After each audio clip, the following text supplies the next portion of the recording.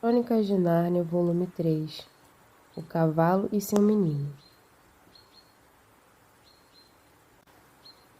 Para Davi e Douglas Gretchen. Shasta começa a viagem. Capítulo 1. Conta-se aqui uma aventura que começou na Calormânia e foi acabar em Nárnia, na Idade do Ouro, quando Pedro era o grande rei de Nárnia e seu irmão também era rei, e rainhas suas irmãs. Vivia naqueles tempos numa pequena enseada bem ao sul da Calormânia, um pobre pescador chamado Arriche. Com ele morava um menino que o chamava de pai. O nome do menino era Shasta. Quase todos os dias Arriche saía de manhã para pescar e à tarde atrelava o burro a uma carroça e ia vender os peixes no vilarejo que ficava a cerca de 1 quilômetro mais para o sul. Quando a venda era boa, ele voltava para casa com um humor um pouco melhor e nada dizia a Shasta. Mas quando a venda era fraca, descobria defeitos no menino e às vezes até o espancava. Sempre havia motivos para achar mal feitos, pois Shasta vivia cheio de coisas para fazer: remendar ou costurar as redes, fazer a comida, limpar a cabana em que moravam e reticências. Shasta não tinha o mínimo interesse pela vila, onde o pai vendia o pescado. Nas poucas vezes em que tinha ido lá, não vira nada de interessante. Só encontrara gente parecida com o pai, homens barbudos usando mantos sujos e compridos, turbantes na cabeça e tamancos de pau de bico virado para cima, e que resmungavam entre si uma conversa mole e enjoada. Mas tudo o que existia do lado oposto no norte despertava uma enorme curiosidade em Shasta, pois ninguém jamais ia para lá, e ele próprio não tinha permissão para isso. Quando se sentava à soleira da porta, remendando as redes, costumava olhar ansiosamente para aqueles lados. Às vezes perguntava: Pai, o que existe depois daquela serra? Se o pescador estava mal-humorado, dava-lhe um sopapo no pé do ouvido e lhe mandava prestar atenção no trabalho. Se o dia era de boa paz, Arriche respondia: Meu filho, não deixe o seu espírito se perder em divagações. E como diz um dos grandes poetas, a atenção é o caminho da prosperidade, e os que metem o nariz onde não são chamados acabam quebrando a cara no pedregulho da miséria.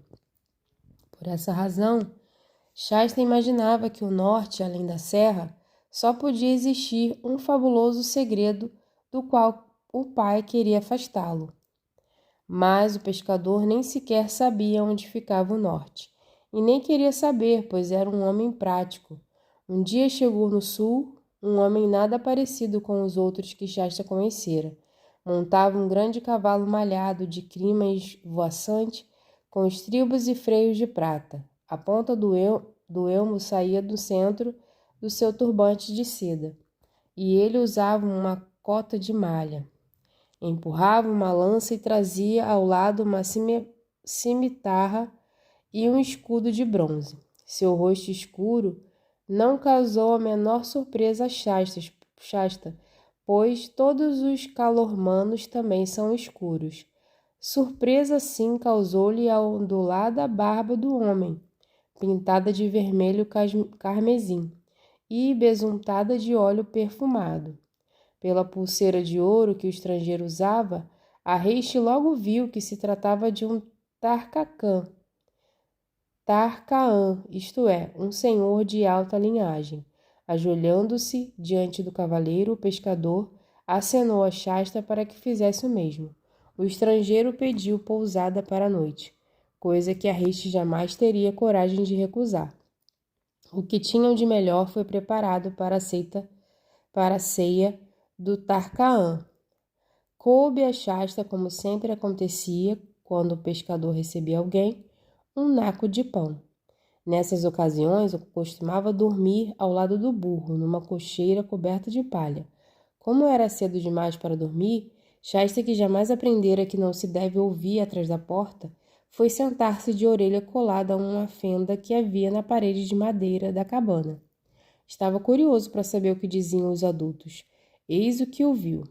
Agora, meu anfitrião, disse o Tarcã, quero dizer-lhe que estou pensando em comprar-lhe esse menino. Meu amo e senhor, respondeu o pescador, e Shasta adivinhou que o pai fazia no momento uma cara ambiciosa. Que preço poderia convencer este seu servo a vender-lhe o seu único filho? Por que preço tornar escravo quem é carne da minha própria carne? É como diz um dos grandes poetas, o sentimento vale mais do que a sopa, e um filho é mais precioso que o diamante. É verdade, respondeu o hóspede com secura. Mas um outro poeta também disse: quem tenta enganar o sábio já está tirando a camisa para receber chicotadas. Não enche essa boca murcha de mentiras. É evidente que esse menino não é seu filho, pois o seu rosto é escuro como o meu, e o rapazinho é claro e bonito como os malditos mais belos selvagens que habitam as distantes terras do norte. Como é certo o ditado, respondeu o pescador, que diz que espada não entra em escudo, mas contra o olho da sabedoria não há defesa. Saiba então, meu sublime senhor, que devo à minha extrema pobreza não ter tido nem mulher nem filho. Contudo, no mesmo ano em que o Tisroque, que ele viva para sempre, iniciou seu augusto e generoso reinado, numa noite de lua cheia, os deuses fizeram a graça de roubar-me o sono. Levantei-me da enxerga e fui tomar o ar fresco da praia e contemplar o luar sobre as águas. Foi quando percebi um ruído de remos na minha direção e ouvi um choro miúdo. Pouco depois, a maré trazia à praia uma canoa onde estavam apenas um homem vergado, de fome e sede, que parecia ter morrido havia poucos instantes, pois ainda estava quente. Um cantil vazio e uma criança que ainda vivia. Sem dúvida, pensei, esses desgraçados conseguiram salvar-me de um naufrágio. Por graça dos deuses, o homem matou-se de fome e sede para manter a criança viva, perecendo à vista da terra. Assim, certo de que os deuses nunca deixam de recompensar aqueles que socorrem os infelizes, tocado de piedade, pois este seu servo é homem de coração. Pare com esses elogios em causa própria, interrompeu Tarcã. Basta saber que você pegou a criança e já recebeu com o trabalho do menino 10 vezes mais do que o pão que lhe deu a cada dia. Isto é evidente. O que interessa é o seguinte: quanto quer pelo menino? Estou cheio do seu palavrório. Ariste respondeu: muito bem, o disse. Meu senhor, o trabalho do menino tem sido para mim de inestimável valor. É importante levar isso em conta ao ajustarmos o preço, pois é claro, se vender o menino, serei obrigada a comprar ou alugar um outro, capaz de fazer os mesmos trabalhos. Dou 15 crescentes por ele, disse o Tarcã. 15? Bradou Arris com uma voz que ficava entre o ganido e o vaguido. 15 crescentes? Pelo arrimo da minha velhice? Pela consolação dos meus olhos? Não zombe das minhas barbas grisalhas. Mesmo sendo o senhor um Tarcã, meu preço é 70. Nessa altura, Shasta saiu na ponta dos pés. Tinha ouvido o suficiente de experiência própria na vila, sabia bem o que é uma conversa de barganha. Chegava a adivinhar que, no fim das contas, Arris o venderia por muito mais do que 15 crescentes, e muito menos do que 70, mas levariam horas para chegar a essa conclusão. Não vá pensar que Shasta sentiu o que você sentiria caso ouvisse o seu pai negociando a sua venda como escravo. Primeiro, a vida dele já era bem parecida com a de um escravo, e provavelmente o Tarcã o trataria melhor do que o Arris. Depois, aquela história de ter sido encontrado numa canoa dava-lhe novo ânimo e certo alívio. Frequentemente tinha remorsos por não sentir afeto pelo pescador, pois sabia que um filho deve amar o pai. Não tendo parentesco com Arris, tirava um peso da consciência, chegando até a imaginar: quem sabe não serei filho de algum Tarkaan, ou filho até do Tisroque, que ele viva para sempre, ou filho de um deus. Devaneava assim, sentado na relva à beira da cabana. 2 estrelas já tinham surgido no céu, embora restos do pôr do sol ainda clareassem o ocidente. A uma certa distância pastava o cavalo do estrangeiro, amarrado ao anel de ferro da cocheira do burro, como se vagueasse. Shasta caminhou até ele e acariciou-lhe o pescoço. O animal continuou arrancando ervas sem tomar conhecimento. Uma outra ideia passou pela cabeça do menino. Seria formidável se esse Tarkaan fosse um bom sujeito. Em casa dos grandes senhores há certos escravos que quase não fazem nada, usam roupas bonitas e comem carne todos os dias. Quem sabe ele me levasse para a guerra e eu tivesse de salvar a vida dele numa batalha. Aí ele me daria liberdade e me adotaria como filho. Aí eu ia ganhar um palácio, uma carruagem e uma armadura, mas e se ele for um homem terrível e cruel? Pode ser que me mande trabalhar no campo, acorrentado. Ah, se eu soubesse! Aposto que o cavalo sabe. Pena que não saiba falar. O cavalo levantou a cabeça. Shasta tocou-lhe o focinho acetinado, dizendo: seria tão bom se você falasse, companheiro. Por um instante pensou que estava sonhando, pois com a maior clareza, embora em voz baixa, o cavalo disse: eu falo. Os olhos de Shasta ficaram quase do tamanho dos olhos do cavalo. Mas como é que você aprendeu a falar? Psiu, mais baixo. Aprendi na minha terra, onde quase todos os cavalos sabem falar. Onde fica a sua terra? Minha terra é Nárnia. Nárnia, a terra feliz das montanhas, dos rios, dos vales floridos, das grutas cheias de musgo, das florestas que vibram com as marteladas dos anões. Oh, como é leve o ar de Nárnia! Uma hora lá vale mais do que 1000 anos na Calormânia. A descrição de Nárnia acabou num relincho que mais parecia um suspiro de pesar. Como você veio parar aqui? Sequestro, respondeu o cavalo. Roubado, capturado, como você achar melhor. Não passava de um potro. Minha mãe sempre me dizia para nunca ir às encostas do sul, a Arquelândia, mas não lhe dei ouvidos. Pela juba do leão, estou pagando pela minha loucura. Fiquei escravo dos homens esse tempo todo, ocultando a minha verdadeira natureza, fingindo que sou mudo e estúpido como os cavalos deles. Por que não lhes contou quem você é? Não faria essa loucura. Se descobrissem que sei falar, seria exibido nas feiras. Passaria a ser mais vigiado do que nunca e perderia qualquer esperança de escapar. Mas, escute, não vamos perder tempo em conversa fiada. Você quer saber a respeito do meu dono, que se chama Aradim? É um sujeito ruim, não para mim, pois um bom cavalo custa um bom dinheiro, mas quanto a você, seria mais feliz morto hoje à noite do que escravo dele amanhã. Ah, então vou fugir, exclamou Shasta empalidecendo. É o que tem a fazer, replicou o cavalo. Por que não foge comigo? Você também está pensando em fugir? Se você vier comigo, é a nossa oportunidade, entende? Se fujo sem um cavalo, sem um cavaleiro, vão pensar que sou um cavalo perdido e me pegam. Com alguém em cima há uma chance, e é aí que você entra. Quanto a você com essas perninhas, são incríveis essas pernas humanas. Não iria longe, comigo, porém não há cavalo neste país que nos apanhe, e é aí que eu entro. A propósito, acho que você deve saber montar. Mas é claro, respondeu Shasta. Pelo menos já montei o burro. Montou o quê? Fungou o cavalo com enorme desprezo. Nem mesmo chegou a falar, pois os cavalos falantes ficam com um sotaque ainda mais cavalar quando sentem raiva.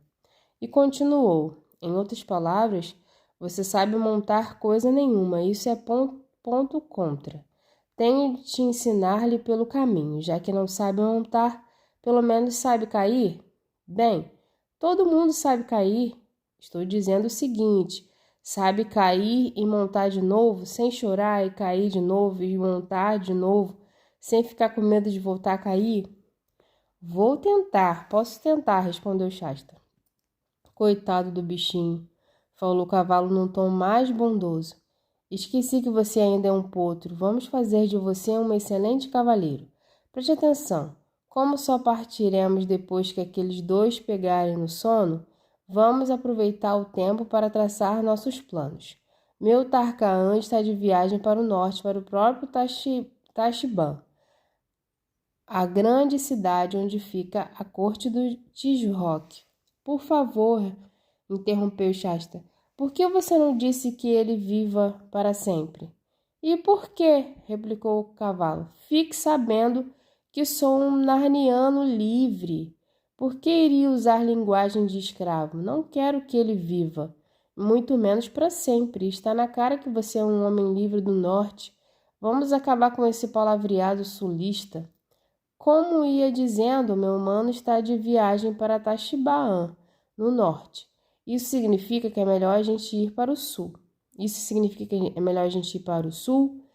Não acho, respondeu o cavalo.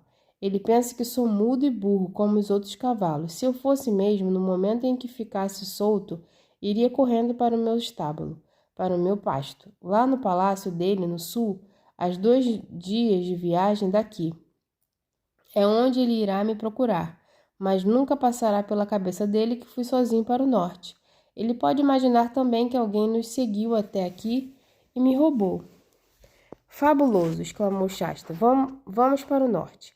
É para o norte que eu sempre quis ir, a vida inteira. Sem dúvida, comentou o cavalo. É a voz do sangue. Você, para mim, só pode ser nortista. Fale baixo, já devem estar quase dormindo. Acho que vou dar uma olhada, sugeriu Shasta. Boa ideia, mas tome muito cuidado. Estava escuro e quieto, o barulho das ondas.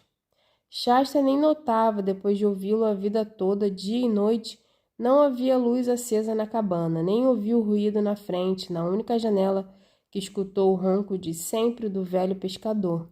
Engraçado, pensou. Se tudo correr bem, é a última vez que escuto este guincho. Prendendo a respiração, sentindo um pouco de pena, uma pena que não era nada perto da alegria.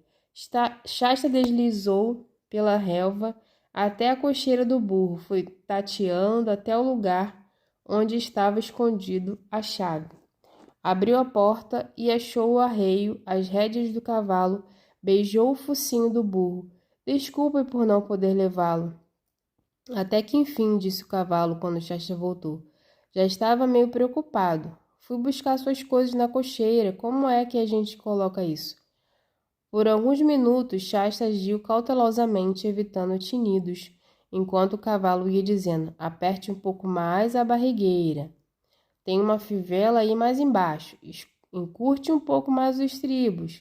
Por fim disse, você vai usar rédeas, mas só para manter as aparências. Enrole a ponta na sela, bem frouxo para que eu possa mexer à vontade com a cabeça. Escute, não toque nunca nestas rédeas.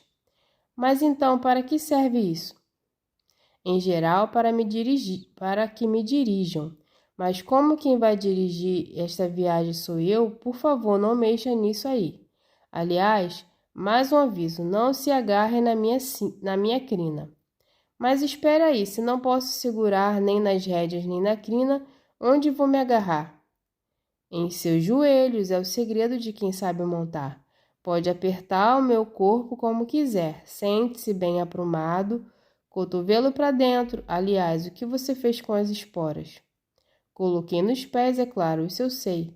Pois então tire essas esporas dos pés e guarde na sacola. Talvez possa vendê-las em Tashbaan. Pronto, acho que já pode subir. Puxa, você é muito alto, reclamou Shasta depois da primeira tentativa de montar. Sou um cavalo, só isso, foi a resposta. Pelo jeito que você monta, diriam que sou um monte de capim. Isso melhorou. Aguente, firme, não se esqueça dos joelhos. Engraçado pensar que eu, que conduzi cargas de cavalaria e venci tantas corridas, Levo agora na sela uma espécie de saco de batatas. Deixe para lá e vamos em frente. Com grande preocupação, foram inicialmente na direção oposta, por trás da cabana, onde passava um riacho a caminho do mar, tendo cuidado de deixar na lama pegadas que apontavam para o sul. Depois pegaram um trecho da margem coberto de seixos e seguiram para o lado do norte. A passo, voltaram pelo caminho da cabana, passaram pela árvore e pelo estábulo do burro. Deixaram o riacho e sumiram na noite quente. Tomaram a direção das colinas e chegaram à crista que marcava o fim do mundo, conhecido por Shasta. Este nada via à frente, a não ser uma relva que parecia não ter fim. Um campo aberto sem casa alguma. Que beleza de lugar para um galope, sugeriu o cavalo. Não, por favor, ainda não. Por favor, cavalo. Ei, ainda não sei o seu nome. Meu nome é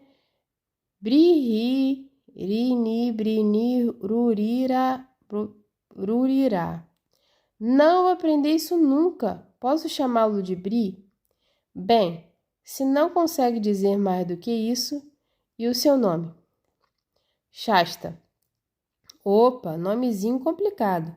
Mas vamos ao galope. É bem mais fácil do que o trote, pois você não tem de subir e descer. Aperte os joelhos. Olho firme entre as minhas orelhas. Não olhe para o chão. Se achar que vai cair, aperte mais os joelhos. Empine-se mais. Pronto. Pronto? Já. Para Nárnia e para o norte. Capítulo 2. Uma aventura na noite. Era quase meio-dia quando Shasta acordou na manhã seguinte, com uma coisa cálida e macia mexendo no seu rosto. Ao abrir os olhos, deu com a cara comprida de um cavalo. Lembrou-se dos acontecimentos emocionantes da véspera e sentou-se e gemeu. Ai, Bri, estou todo dolorido, nem dá para mexer o corpo. Bom dia, baixinho. Achei mesmo que você podia estar meio emperrado. Não pode ser dos tombos, caiu somente uma vez, umas 10 vezes. E muito bem, em cima de relvas tão macias que até dava gosto. Você está sentindo é a própria cavalgada. Que tal se comesse alguma coisa? Por mim já estou satisfeito. Comer coisa nenhuma. Deixe isso para lá, deixe tudo para lá, mal posso me mexer. Mas o cavalo continuou a cutucá-lo bem de leve com o focinho e o casco.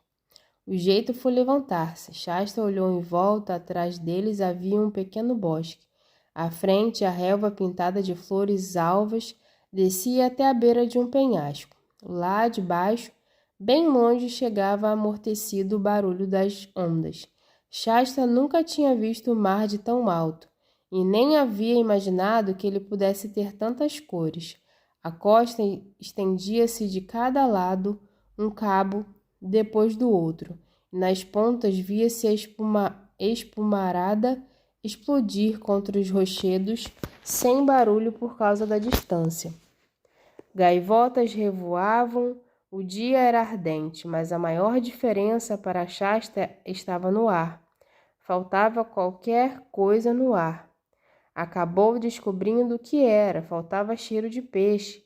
Esse ar novo era delicioso, que fez de repente com que toda a sua vida passada ficasse distante. Chegou a esquecer por um momento os machucados e os músculos doloridos. Bri, você falou algo sobre comida? Falei, deve haver alguma coisa nas sacolas que você pendurou naquela árvore quando chegamos. Examinaram as sacolas e o resultado foi animador. Um pastel de carne, só que um pouquinho rançoso.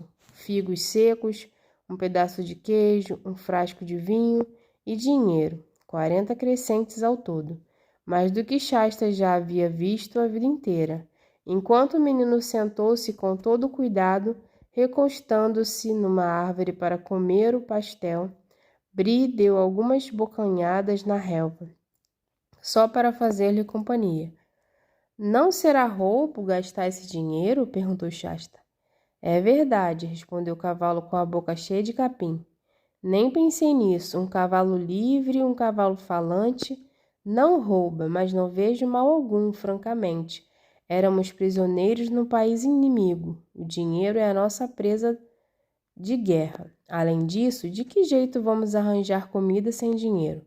Você é humano e não vai querer comida natural como capim e aveia, não é? Capim e aveia não dá febre. Já experimentou? Já. Não desce de jeito nenhum. São tão esquisitões os humanos.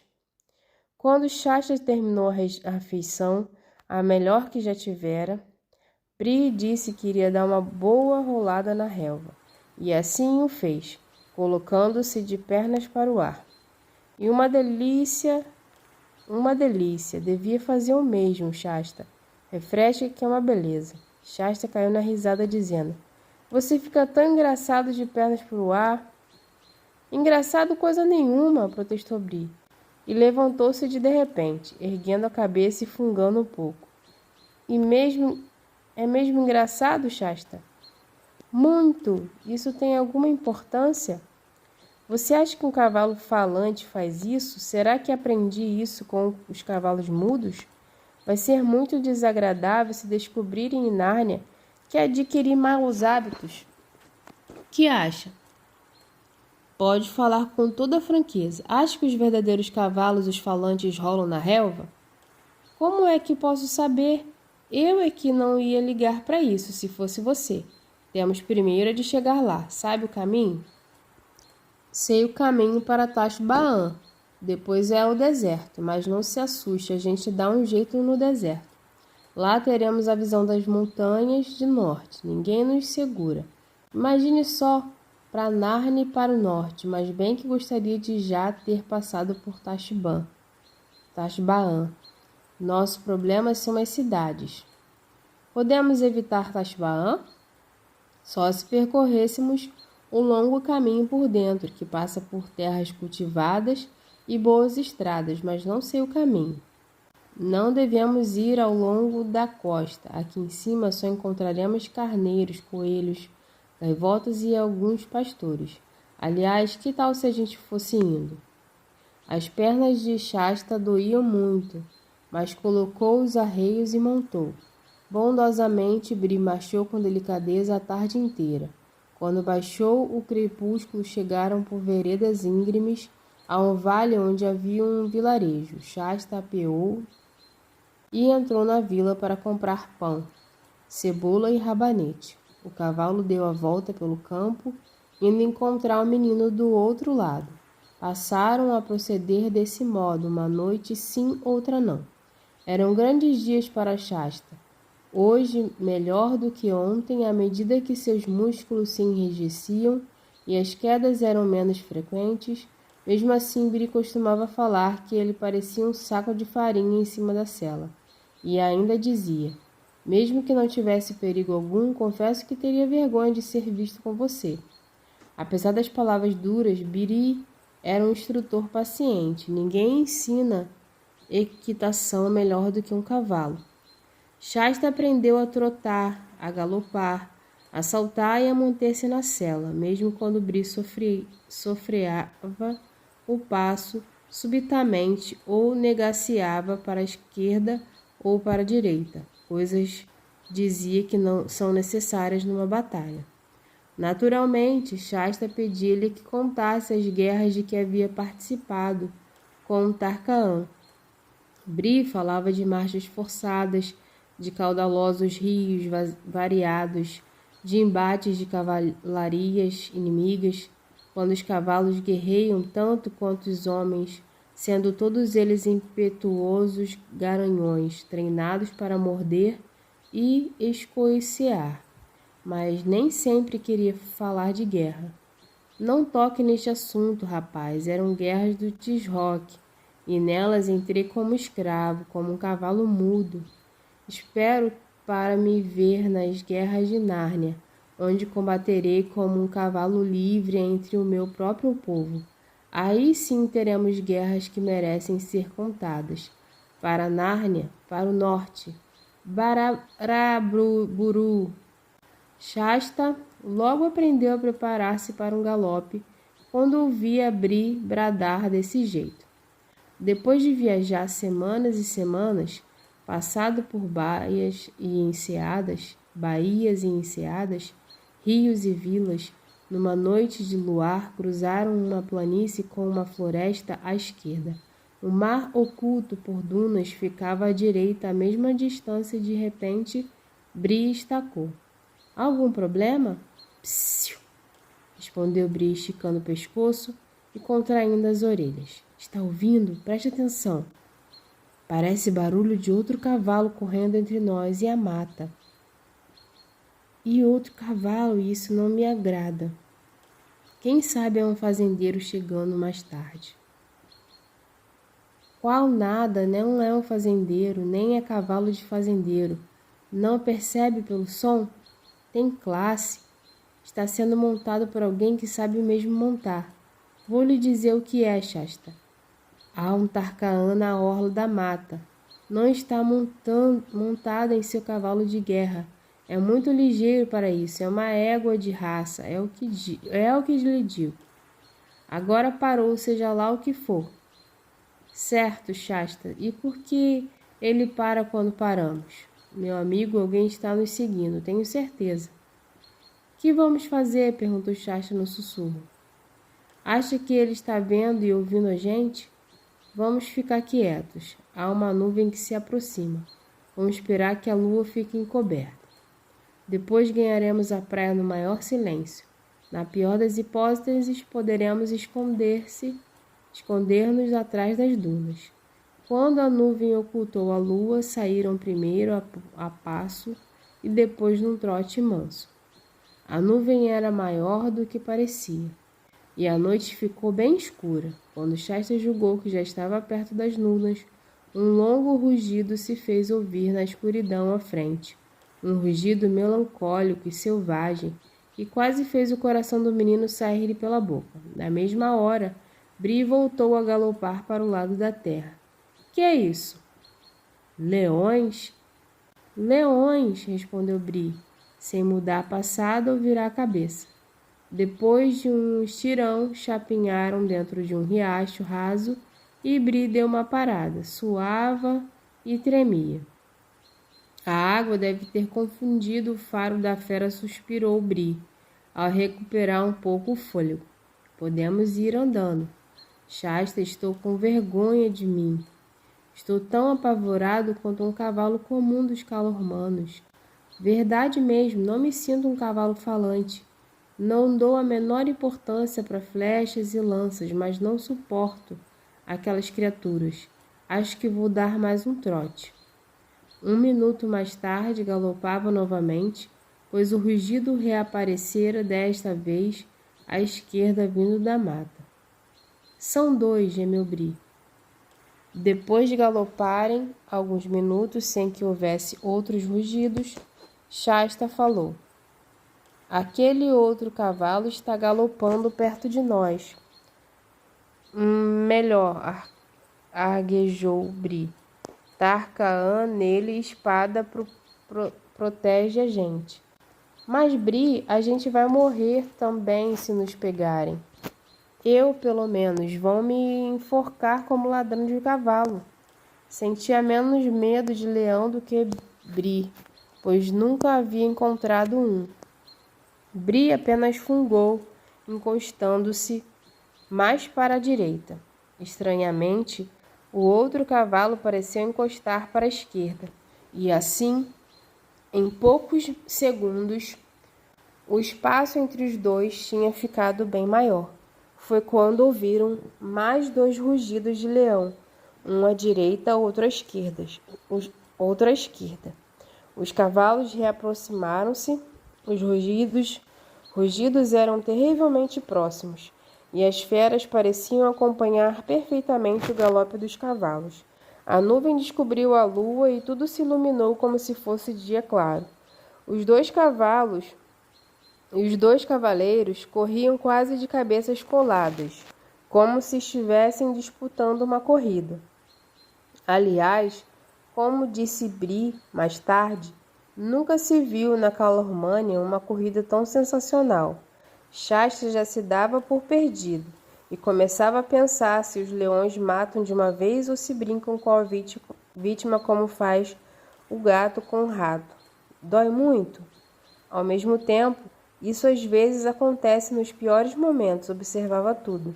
Notou que o outro cavaleiro era uma pessoa pequena e delgada, vestindo uma cota de malha, na qual se refletia no luar. Montava maravilhosamente bem e não tinha barba. Alguma coisa lisa e brilhante estendia-se diante deles. Antes que Shasta tivesse tempo de pensar, sua boca estava cheia de água salgada. A coisa brilhante era um comprido braço de mar.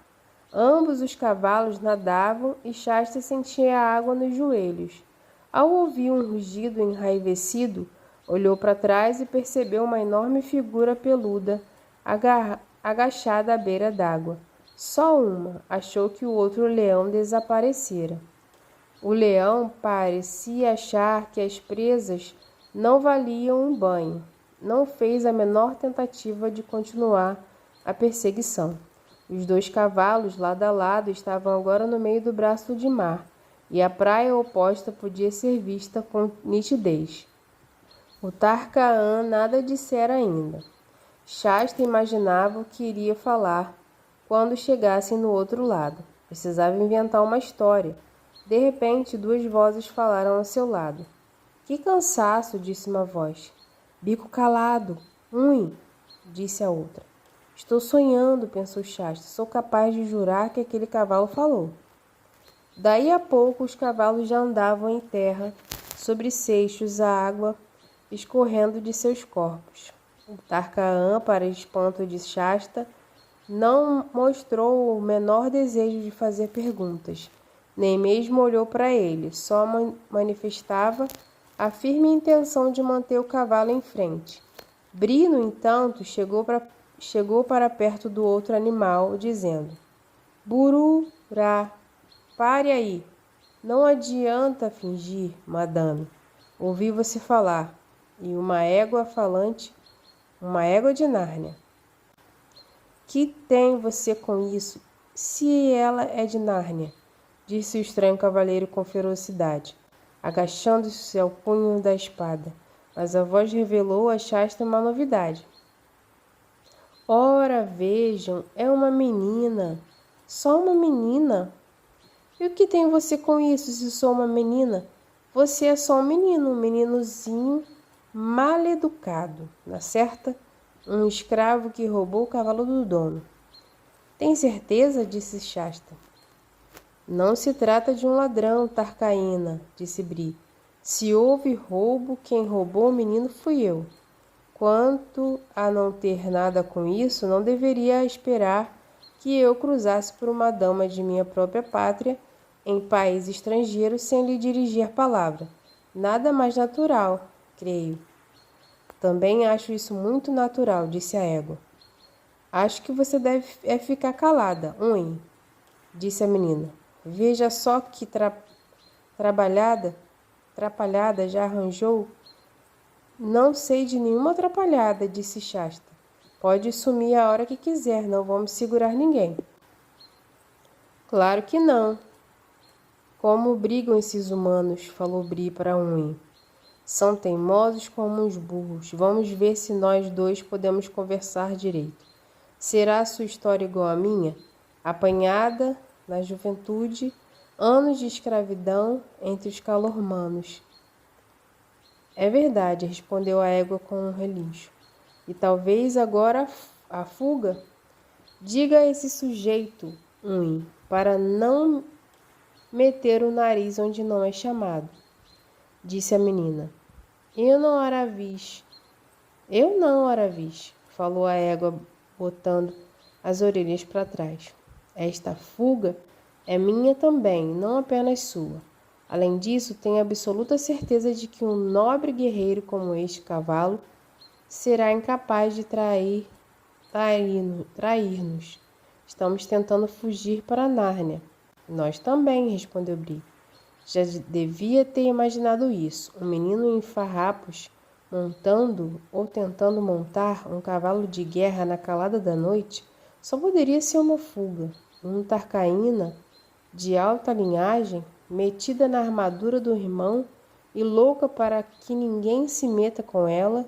Se isso não é meio suspeito, podem me chamar de cavalo de circo. Pois então, muito bem, disse Aravis. Adivinhou, estamos fugindo. Estamos tentando chegar a Nárnia. E daí? Bem, nesse caso, o que nos impede de ir juntos? Disse Bri. Estou certo, Madame Unwin, de que aceita a proteção que poderei oferecer-lhe durante a jornada. Quer parar de falar com a minha montaria e dirigir-se a mim? Protestou a menina. Queira desculpar, Tarcaína, respondeu Bri com uma ligeiríssima tremor de orelha. Mas isso é conversa de calormanos. Somos narnianos livres, e eu, e acho que se você está fugindo para Nárnia, também desejará o mesmo. Nesse caso, não é mais a sua montaria. Podemos até dizer que você é a humana de A menina abriu a boca para responder, mas desistiu. Evidentemente, ainda não tinha visto a coisa sob esse aspecto. De qualquer modo, falou depois de uma pausa, não vejo muita vantagem em irmos juntos. Será que assim não chamaremos mais atenção? Menos, respondeu Bri. Ora, vamos juntos, disse a égua. Vou me sentir muito melhor e, além disso, nem sequer estamos certos do caminho a seguir. Bri, interveio Shasta, é melhor deixá-las. Está se vendo que não desejam a nossa companhia. Pelo contrário, disse Unwin. Escute aqui, disse a menina. Não me importo de ir com você, senhor cavalo de guerra. Mas e o menino? Como vou saber se ele é ou não é um espião? Por que não diz logo que não sou digno da sua companhia? Perguntou Shasta. Calma, Shasta, disse Bri. A dúvida da Tarcaína é muito razoável. Respondo pelo menino Tarcaína. Tem sido fiel e amigo, só pode ser de Nárnia ou da Arquilândia. Bem, vamos juntos. Mas Aravis nada disse para Shasta. Era óbvio que desejava somente a companhia de Bri. Magnífico! Exclamou Bri. Agora que a água nos defende, daqueles pavorosos bichos, que tal se os dois humanos tirassem as nossas celas para um bom descanso? Precisamos conversar sobre as nossas histórias. Livre das celas, os cavalos comeram um pouco de capim, enquanto Aravis retirava do seu alforge maravilhosos coisas de comer, mas Shasta, amuado, recusou. Não, obrigado, não estou com fome. Tentou manter uma pose importante e indiferente, mas choupana de pescador não é lugar muito adequado para uma criança aprender a fazer pose. O resultado foi um fiasco. Quando percebeu que a sua encenação não estava fazendo o menor sucesso, ficou ainda mais amuado e sem jeito. Os cavalos, pelo contrário, estavam se dando a mil maravilhas. Relembravam os mesmos lugares de Nárnia, os relvados do dique dos castores, e acabaram descobrindo que eram meio aparentados. Isso agravou ainda mais a situação dos humanos, até que Bri acabou dizendo: Agora, Tarcaína, conte-nos a sua história, e não tenha pressa, estou me sentindo tão bem. Aravis não fez cerimônia. Sentou-se quase imóvel e começou a falar, num tom de voz e num linguajar bem diferente. Pois acontece o seguinte, na Calormânia, aprende-se a contar uma história, seja ela verdadeira ou inventada. Assim como você aprende na escola a fazer redações, a diferença é que as pessoas gostam de ouvir histórias, mas nunca soube de alguém que gostasse de redações. Capítulo 3. As portas de Tashbaan. Disse a menina, meu nome é Aravis Tarcaína, e sou a única filha de Kidrash Tarkaan, que é filho de Riste Tarkaan, filho de Kidrash Tarkaan, filho de Ilsombré Tisroc, filho de Ardeeb Tisroc, que descendia diretamente do deus Tashi. Meu pai é o senhor da província de Calavar. Lhe é concedido o direito de permanecer calçado quando está na presença do próprio Tisroc. Que ele viva para sempre. Minha mãe, que chova sobre ela a bênção dos deuses, é falecida, e meu pai casou-se pela segunda vez. Um de meus irmãos pereceu no combate contra os rebeldes, e o outro é ainda uma criança. Sucede que a esposa do meu pai, minha madrasta, me odiava, e escuro era o sol a seus olhos enquanto morei na casa paterna. Assim posto, ela persuadiu meu pai a prometer-me em casamento a Axosta Tarcaã. Acontece que esse Axosta é de origem plebeia, apesar de ter obtido nestes últimos anos o favor do Tisroc, que ele viva para sempre, por arte de lisonja e maus conselhos, só assim foi feito Tarcaã e senhor de muitas cidades, e não é impossível que seja escolhido grão-vizir, quando morrer o atual. Além do mais, tem pelo menos uns 60 anos de idade, é corcunda e parece um orangotango. Mesmo assim, meu pai, por força da fortuna e do poder desse Axosta, e persuadido pela mulher, enviou mensageiros que me ofertaram em casamento. A oferta foi aceita, e Axosta prometeu a casar comigo, ainda no verão deste ano. Quando as novas chegaram a meus ouvidos, escuro se fez o sol a meus olhos. Recolhi-me ao leito e chorei durante um dia. No segundo dia, no entanto, levantei-me e lavei o rosto. Mandei selar minha égua Unhim e saí sozinha a cavalgar, levando comigo a adaga afiada que meu irmão usara na guerra. Quando perdi de vista a mansão de meu pai e cheguei a um bosque relvado, sem moradia de homem, apeei e retirei a adaga. Abri minhas vestes onde julgava ser o caminho mais certo ao coração e implorei a todos os deuses que me conduzissem para junto de meu irmão, tão logo que fosse. Fechei os olhos, cerrei os dentes, preparando-me para enterrar a adaga no peito. Antes que o fizeste, esta égua falou com a mesma voz das filhas dos homens. Falou e disse: Minha ama, não se destrua, pois se viver, ainda poderá alcançar o favor do destino. Mas os mortos são iguais a todos os mortos. Não falei tão bonito assim, murmurou a égua. Silêncio, madame, silêncio, interferiu Bri, que estava apreciando muito a história. Ela está narrando no mais puro estilo calormano, e nenhum poeta oficial da corte do Tisroc faria melhor. Rogo-lhe que prossiga a Tarcaína. Quando ouvi a linguagem dos homens utilizada pela minha égua, continuou Aravis, disse de mim para mim. O pavor da morte desmantelou a minha razão e me faz presa de ilusões, e cobri-me de vergonha, pois ninguém da minha linhagem deve temer a morte, mas que a picada de um mosquito. Voltei-me, portanto, ao sacrifício, mas Unha aproximou-se, colocando a cabeça entre mim e a adaga, alentando-me com as razões mais excelentes, ralhando comigo como faz a mãe com o filho. Dessa feita, meu espanto foi tão grande que esqueci de matar-me e esqueci-me de Axosta, dizendo: Onde aprendeu o bicho a usar a linguagem das filhas dos homens? E um contou-me o que é do conhecimento de toda esta assembleia, que em Nárnia há bichos que falam. E narrou ainda como foi roubada de lá, ainda no verdor dos anos. Falou-me também nas águas de Nárnia, dos castelos, dos grandes navios, até que eu própria lhe disse, em nome de Tash, de Azarote e de Zardena, senhor e senhora da noite, sinto em mim grande aspiração de conhecer Nárnia.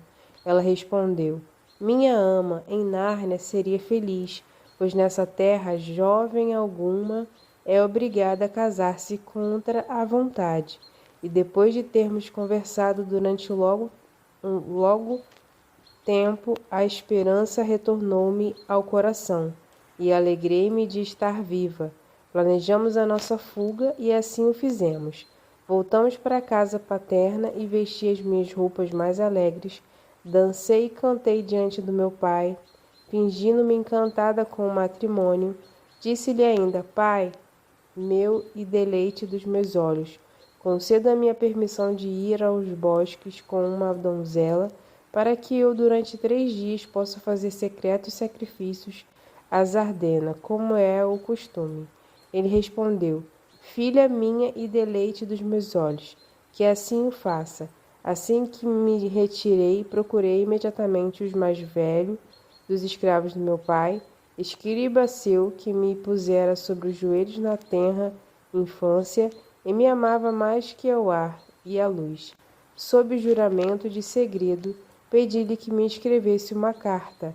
Ele chorou, implorando-me que mudasse de resolução, mas acabou dizendo: Ouvir é obedecer, e fez o que eu pedira. E selei a carta e escondi-a no seio. Que carta era essa? Perguntou Shasta. Fique calado, jovem, disse Bri, ou você estraga a história. Ela fará referência a essa carta no momento adequado. Prossiga, Tarcaína. Chamei a serva que deveria acompanhar-me ao bosque para o sacrifício e pedi-lhe que me despertasse bem cedo na manhã seguinte. Fogamos e dei-lhe vinho para beber, ao qual havia adicionado coisas que a fariam dormir uma noite e um dia. Assim que adormeceram todos os serviçais, levantei-me e vesti a armadura do meu irmão, conservada no meu quarto, em sua memória. Coloquei no cinto todo o dinheiro de que dispunha e algumas joias, abastecendo-me igualmente de alimentos. Eu mesma selei a égua e iniciei a cavalgada no segundo estágio da noite. Não me dirigi para os bosques aonde meu pai acreditava que de certo eu iria, mas tomei o caminho do norte e do oriente, que leva a Tashbaan. Por 3 dias, pelo menos, meu pai não me buscaria, ludibriado pelas minhas palavras. No 4º dia, chegamos à cidade de Azim Balda, que fica no cruzamento de muitas estradas. De lá, o correio do Tisroc, que ele viva para sempre, parte em velozes cavalos para todos os recantos do império. É privilégio dos mais altos Tarcaãs utilizar esse correio. Procurei então o mensageiro-chefe no correio imperial de Azim Balda e disse-lhe: despachante de mensagens, eis aqui uma carta do meu tio Ashosta Tarcaã para Kidrash Tarcaã, senhor de Calavar. Tome 5 crescentes e que a mensagem chegue ao destinatário, respondeu o mensageiro. Ouvir é obedecer. Essa carta fora escrita como se fosse de Ashosta, e o seu conteúdo era o seguinte: de Ashosta Tarcaã para Kidrash Tarcaã. Com reverência e votos de paz, em nome de Tash, o irresistível, o inexorável, que seja do vosso conhecimento que ao empreender minha jornada até a vossa mansão, a fim de satisfazer o contrato de matrimônio entre mim e a vossa filha, Aravis Tarcaína, foi da vontade do destino dos deuses que eu deparasse com ela na floresta, já ao fim dos ritos e sacrifícios a Zardena, de acordo com o costume das donzelas. Ao saber quem era jovem transtornado por sua beleza e compostura, incendiei-me nas labaredas do amor, e pareceu-me que o sol ficaria escuro aos meus olhos, caso as nossas bodas não se realizassem naquele mesmo momento. Assim sendo, dispus os sacrifícios exigidos e casei-me com a vossa filha na hora mesmo em que a encontrei, com ela, pois regressei ao meu lar. Ambos rogamos agora pela vossa urgente presença, a fim de que possamos desfrutar da graça do vosso rosto e da vossa palavra, e para que me oferteis igualmente o dote de vossa filha, o qual, em face de meus compromissos e de minhas grandes despesas, Solicito sem delongas, e como somos vós e eu, como dois irmãos, bem certo estou de que não provocará a vossa ira o intempestivo das minhas núpcias, ato pelo qual se responsabiliza inteiramente o amor que me moveu a vossa filha. Recomendo-vos a proteção de todos os deuses. Feito tudo isso, saí a galope de Azimbalda, sem temer qualquer perseguição, certa de que meu pai, ao receber aquela carta, enviaria mensagem a Achosta, ou iria pessoalmente. Assim, quando a verdade fosse descoberta, estaria eu além de Tashbaan. Esta é minha história até a noite que fui perseguida pelos leões e me encontrei com vocês em um braço de mar. E que aconteceu com a moça do vinho com coisas? Perguntou Shasta. Deve ter sido espancada por ter dormido até tarde, disse Aravis, calmamente. Tratava-se de uma espiã da minha madrasta. Se bateram nela, ótimo. Muito bonito.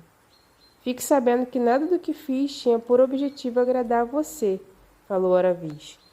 Mas há uma coisa que não entendo, replicou Shasta. Você é muito nova para casar. Deve ser mais ou menos da minha idade. Como é que é essa história de casar? Aravis não deu atenção, mas Bri interveio. Shasta, não demonstre a sua ignorância. É na idade de Aravis que as grandes famílias Tarkaãs casam as moças. Shasta ficou vermelhinho, mas ninguém notou, pois já estava bastante escuro, e encabulou-se. Aravis pediu a Bri que contasse a sua história. Shasta achou que o cavalo exagerou um pouco no capítulo dos tombos e do cavaleiro aprendiz. Bri divertiu-se com isso, mas Aravis permaneceu séria, e foram todos dormir. No dia seguinte, prosseguiram a viagem. Shasta não estava satisfeito, pois agora Bri e Aravis é que trocavam ideias e recordações. Bri havia morado por muito tempo na Calormânia e sempre vivera entre Tarkaãs e cavalos de Tarkaãs, conhecendo muitas pessoas e lugares familiares a Aravis. Ela dizia o tempo todo coisas desse tipo. Mas se você esteve na batalha de Zalindrek, deve ter visto meu primo Alimash. E Pri respondia, é claro, Alimash. Mas Alimash era apenas comandante das carruagens, entende? E eu não tinha muita relação com cavalos de carruagem. Cavalaria é outra coisa, mas era um nobre cavaleiro. Encheu a minha sacola de açúcar depois da tomada de Tisber. Ou Bri dizia, passei aquele verão no lado de Bambulina. E Aravis. Oh, Bambulina, tem uma amiga lá. Lazaralina, Tarcaína. Que beleza de lugar. Aqueles jardins e o Vale dos Mil Perfumes. Bri não tinha o propósito de deixar Shasta de fora, mas este às vezes chegava a pensar isso. Pessoas que conhecem muito as mesmas coisas são quase incapazes de mudar de assunto, e quem não está por dentro se sente deixado de lado. Meio tímida na presença de um grande cavalo guerreiro, pouco falou, e Aravis não dirigiu a palavra a Shasta. Já era hora de pensar em coisas mais importantes. Aproximaram-se de Tashbaan, surgiam vilas maiores e mais pessoas nas estradas. Viajavam agora quase a noite toda e escondiam-se durante o dia. Sempre que paravam, falavam e discutiam sobre o que deveria fazer ao chegar a Tashbaan. Tinham adiado o problema, mas agora não tinha mais jeito. Durante as discussões, Aravis foi ficando só um pouquinho mais amistosa com Shasta. Fazer planos em conjunto ajuda a melhorar as nossas relações com outras pessoas. Para Bri, o principal agora era marcar um lugar para se encontrarem, caso por azar tivessem que se separar ao atravessar a cidade. O melhor lugar a seu ver era a orla do deserto, onde se erguiam as tumbas dos antigos reis, explicou. As tumbas são pedras enormes, parecendo colmeias gigantescas. Ninguém pode se enganar. E o melhor de tudo é que os calormanos não se aproximam do lugar, temendo os morcegos vampiros. Aravis queria saber se de fato os vampiros existiam ou não. Bree respondeu que, sendo um narniano autêntico, não acreditava nessas baboseiras. Shasta afiançou que também ele não era um calormano e por isso não dava a mínima para tais lendas de vampiros. Não era bem verdade, mas Aravis ficou bastante impressionada com isso, um pouco chateada também, e afirmou que pouco se importava com os morcegos, fossem quantos fossem. Assim ficou decidido que as tumbas serviriam de lugar de encontro do lado de lá de Tashbaan. Todos já achavam que estava tudo muito bem quando Unwin humildemente sugeriu que o problema verdadeiro não era saber aonde iriam depois de passar por Tashbaan, mas como passariam por Tashbaan. Vamos deixar isto para amanhã, madame, falou Bree. É hora de dormir um pouco. Mas não foi fácil decidir. Aravis sugeriu inicialmente que cruzassem o rio a nado durante a noite, sem entrar na cidade. Bree tinha dois argumentos contra isso. Primeiro, o rio era largo demais para Unwin cruzá-lo a nado, especialmente carregando uma pessoa. Achava que era largo demais também para ele, mas sobre isto fez ligeiras referências. Segundo, se houvesse um navio passando e alguém os visse, estaria tudo perdido.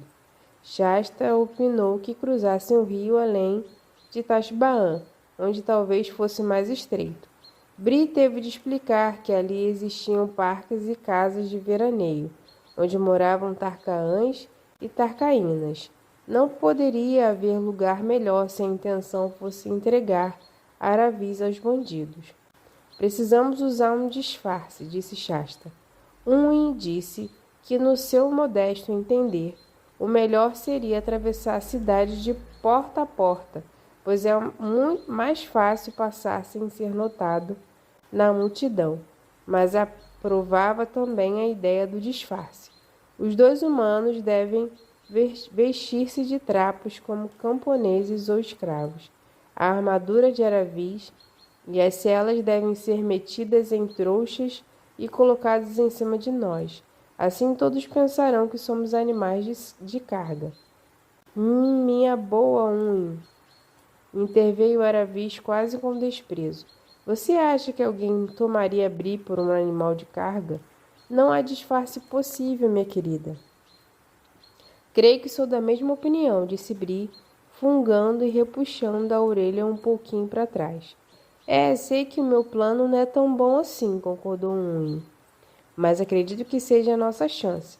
Quanto a nós, equinos, já faz tanto tempo que não recebemos cuidados que nem parecemos ser de tão alta linhagem. Eu, pelo menos, sei que não. Se a gente se lambuzasse de lama e entrasse na cidade de cabeça baixa, quase se levantar os cascos, talvez não fôssemos notados. Também nossas caudas têm de ser cortadas mais curtas, não certinhas, entendem? Mas tudo esfiapada. Minha boa senhora, disse Bree, já me imaginou como seria desagradável chegar a Nárnia nessas condições? Bem, respondeu Unwin com humildade. Era uma égua muito sensata. O importante mesmo é chegar a Nárnia. Apesar dos pesares, o plano de Unwin acabou sendo adotado. Envolvia certos riscos. Uma fazenda ficou sem alguns sacos de linhagem, outra sem um rolo de corda. Os andrajos masculinos de Aravis tiveram de ser comprados numa vila. Shasta os trouxe em triunfo no fim da tarde, enquanto os outros o aguardavam na mata de uma serra. A última, pois, na outra vertente, começava a descida para Tashbaan. À noite galgara a serra por uma trilha, aberta na mata por algum lenhador. Do alto viram milhares de luzes lá no vale. Shasta assustou-se, pois não tinha a menor noção do que fosse uma grande cidade. Comeram alguma coisa e depois dormiram. Na manhã seguinte, bem cedinho, foram acordados pelos cavalos. Ainda luziam algumas estrelas e o ar estava úmido e frio. Aravis deu um pulo até a mata e voltou de lá muito engraçada, em seus andrajos, trazendo as outras roupas numa trouxa. Esta mais a armadura, o escudo, a cimitarra, as celas e outros objetos foram colocados dentro dos sacos. Bri e Unni já estavam tão sujos e desalinhados quanto possível. Faltava apenas encurtar as caudas. A cimitarra era o único instrumento disponível. Não foi fácil e doeu um bocado. Palavra, disse Bri, se não fosse um cavalo falante, daria um bom coice na cara de quem fez isso.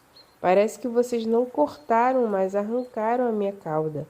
Amarrados os sacos às costas dos cavalos e atadas as cordas, no lugar das rédeas, a jornada começou, disse Bri. Lembrem-se, vamos fazer o possível para ficar juntos.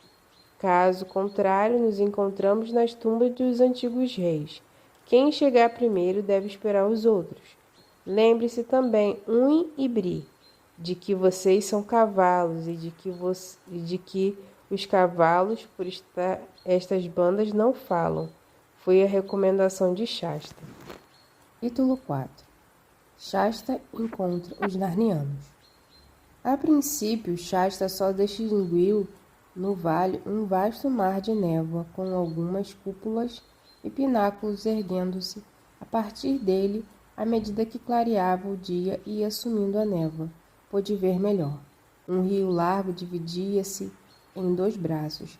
Na ilha entre eles ficava a cidade de Tasbaan, uma das maravilhas do mundo. Ao redor da ilha erguiam-se altas muralhas encimadas por tantas torres que Shasta logo desistiu de contá-las. Dentro das muralhas, a ilha erguia-se em uma colina, e por toda parte, desde o palácio dos Tirok até o grande templo de Tasha, no alto elevavam-se edifícios, terraços e mais terraços, ruas e ruas, estradas que zigue-zagueavam, jardins suspensos, balcões, arcadas, ameias, minaretes, pináculos. Quando finalmente o sol nasceu no mar e a cúpula de prata do templo refletiu a luminosidade, Shasta ficou meio ofuscado. Em frente, repetia Bri, as margens do rio eram a tal ponto cheias de jardins que jamais pareciam florestas, até que, ao se aproximar, distinguia-se entre as árvores as paredes de numerosas casas. Shasta sentiu um delicioso perfume de flores e frutos. Um quarto de hora mais tarde, pisavam uma estrada margeada de muros e árvores. Estou achando este lugar maravilhoso, disse Shasta com assombro.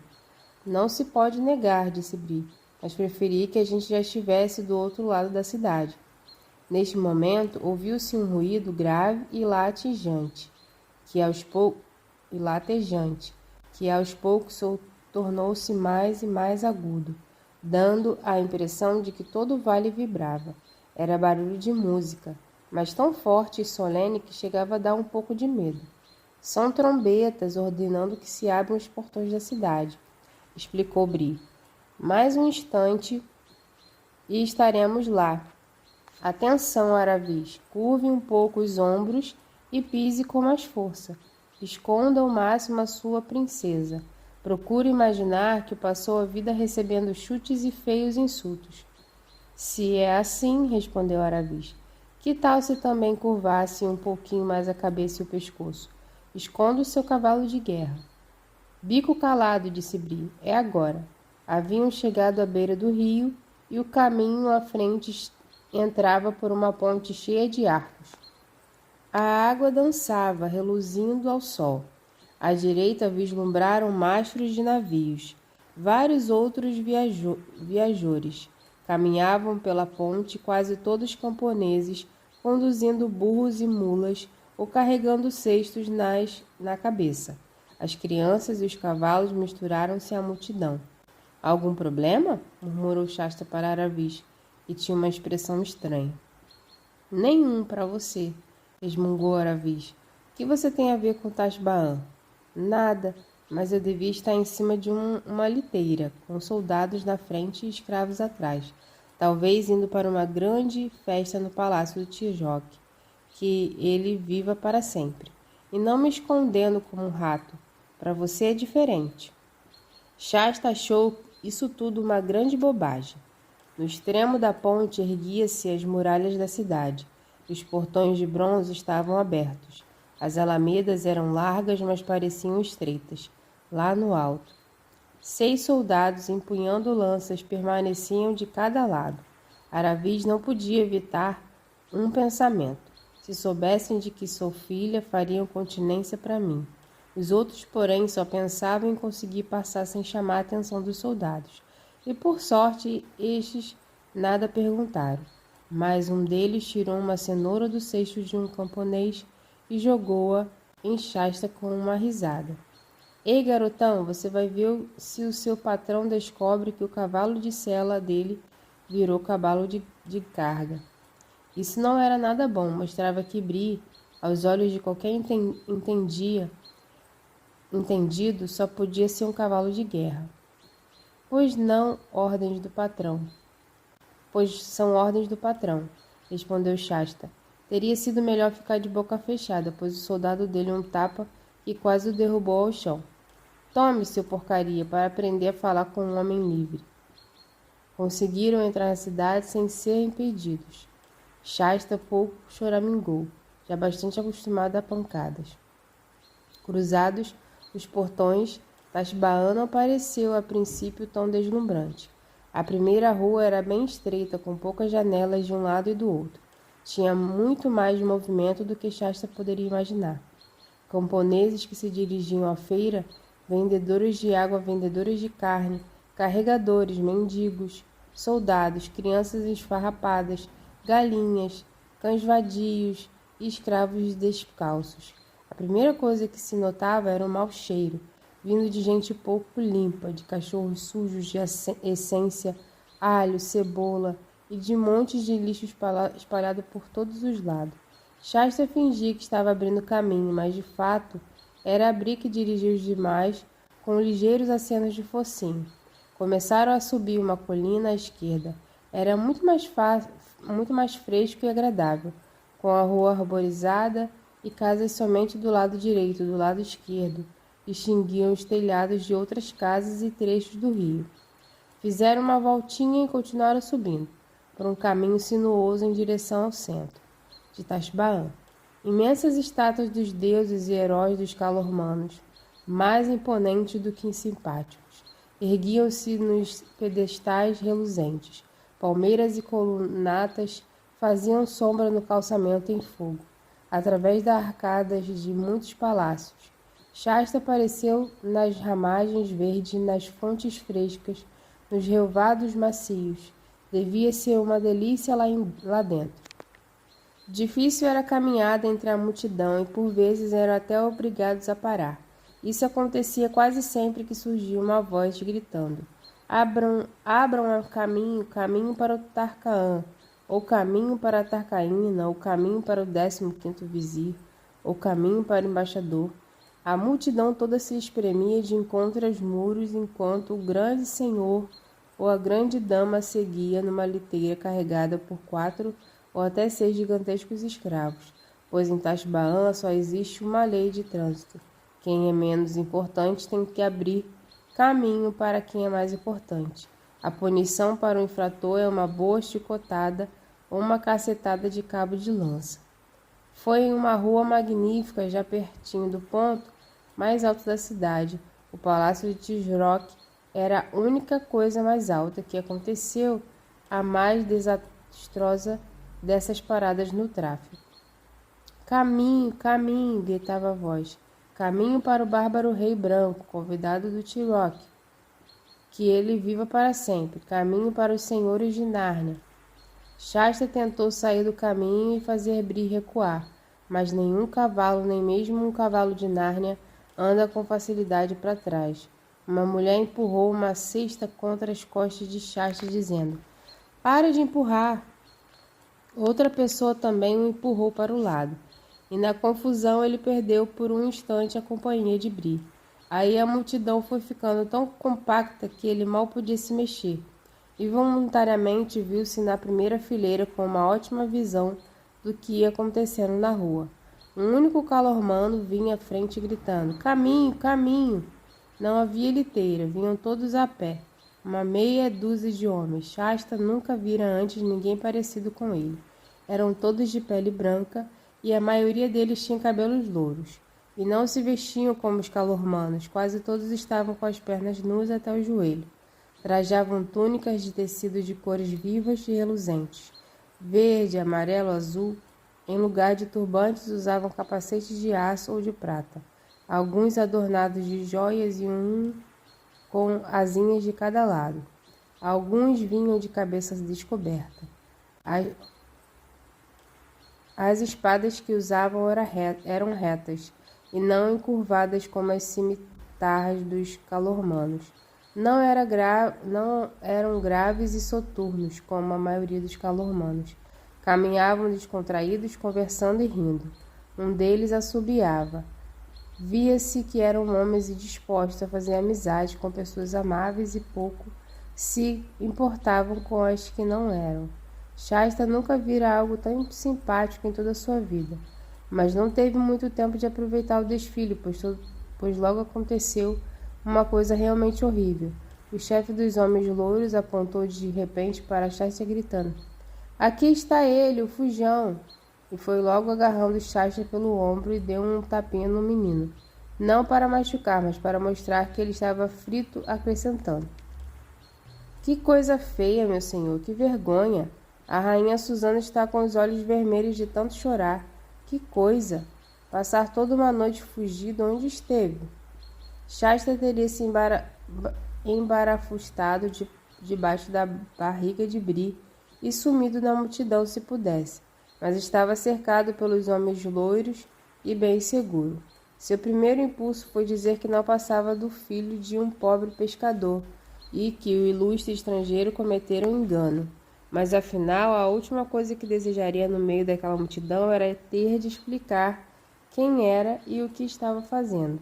Iriam logo perguntar onde havia apanhado aquele cavalo e quem era Aravis. Seria dar a Deus a última oportunidade de passar por Tashbaan. O segundo impulso foi olhar para Bri, pedindo socorro, mas Bri não tinha a menor vontade de mostrar para aquela multidão que sabia falar, e continuou olhando com a indiferença de um cavalo.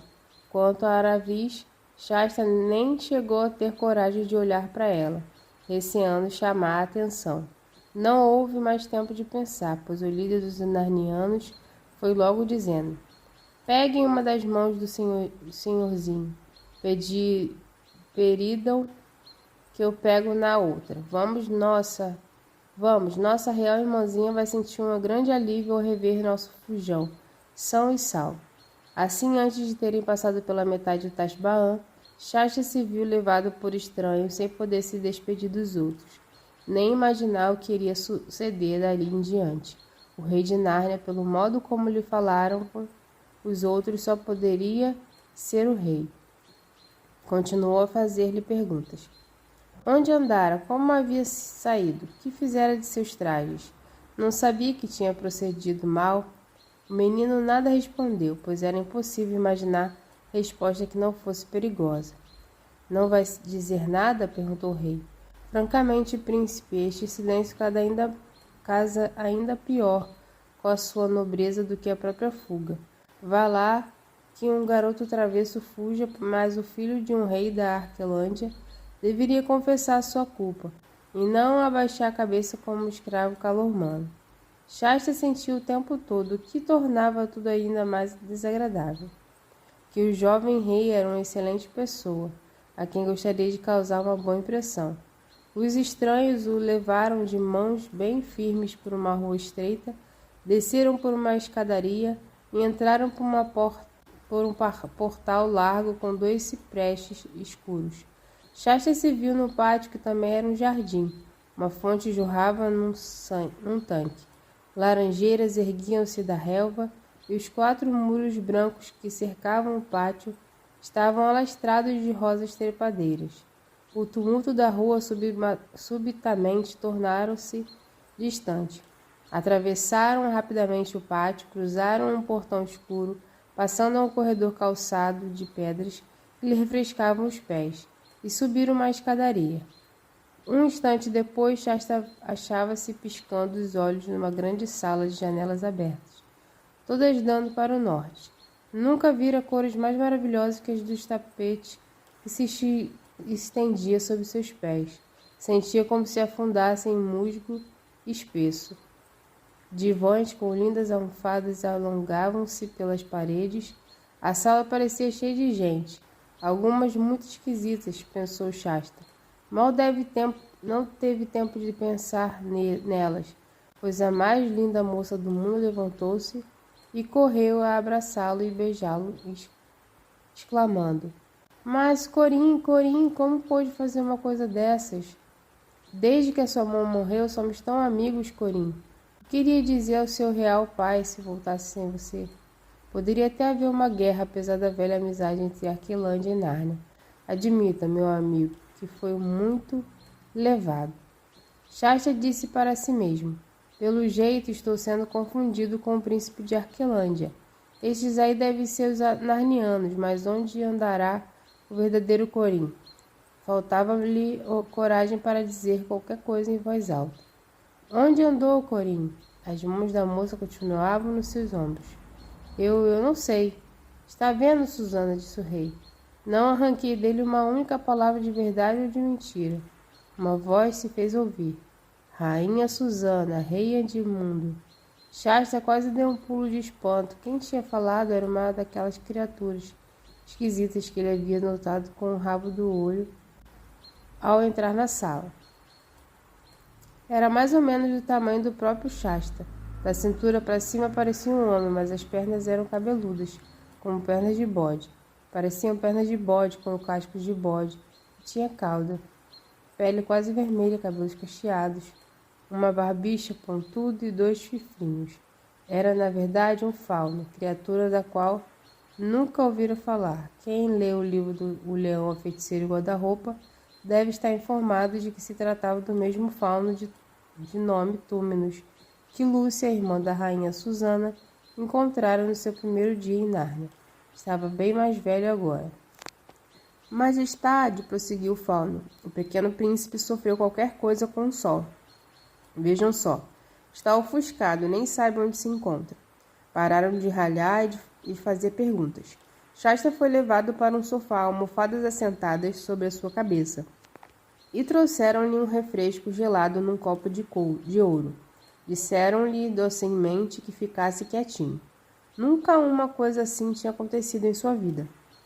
Nem chegara a sonhar com um divã tão gostoso ou com uma bebida tão deliciosa como aquele refresco. Ficou então imaginando o que teria acontecido aos outros e como poderia escapar para encontrá-los nas tumbas, e o que aconteceria quando o verdadeiro Corim reaparecesse. Essas aflições pareciam menores, agora que se sentia tão bem. Talvez mais tarde ainda surgissem coisas boas de comer.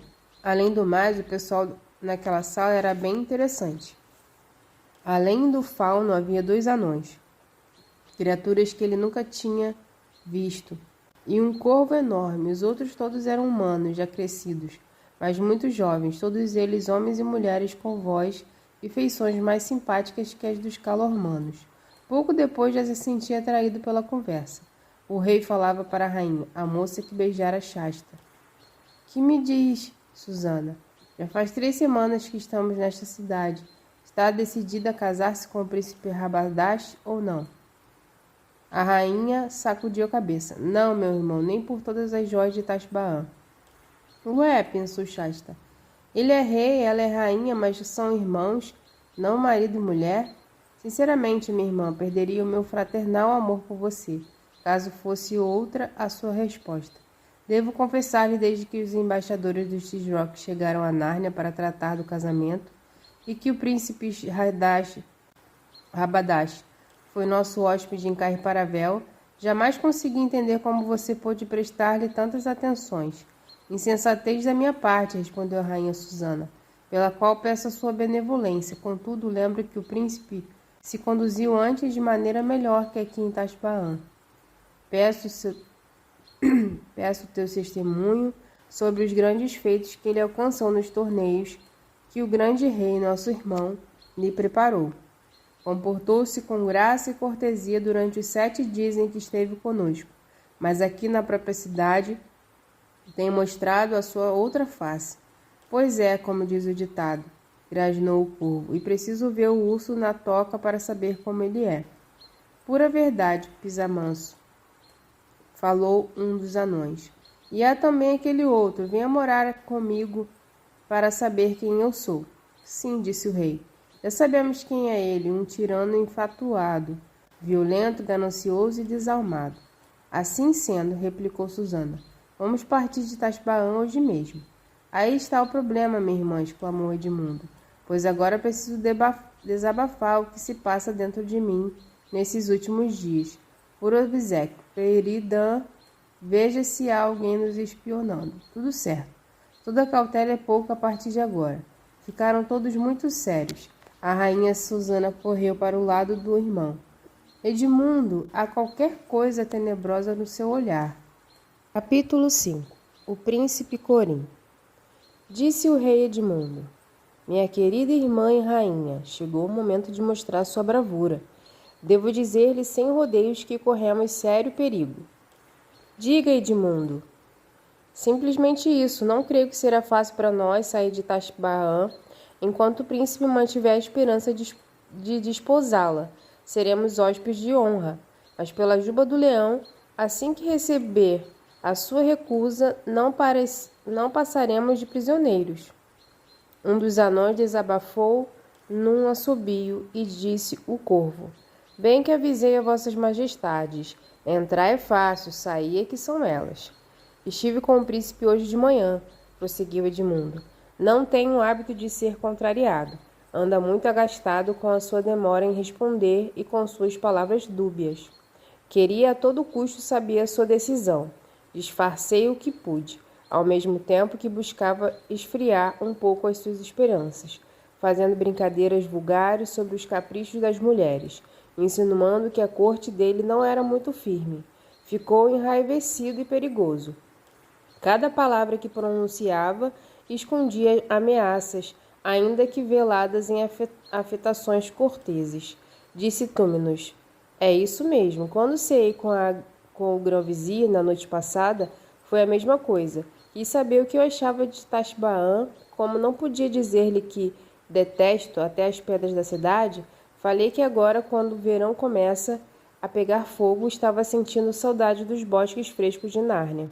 Foi sorrindo, de cara feia, que ele me disse, nada há que o impeça de dançar outra vez no seu bosque, seu pezinho de bode, desde que vocês nos deixem em troca uma noiva para o príncipe. Quer dizer que ele pretende casar-se comigo à força? É o que eu penso, Susana, respondeu Edmundo. Mas terá coragem para isso? Achará o Tisroque que nosso irmão, o grande rei, suportará essa infâmia? Majestade, falou Peridã para o rei, não serão loucos a esse ponto.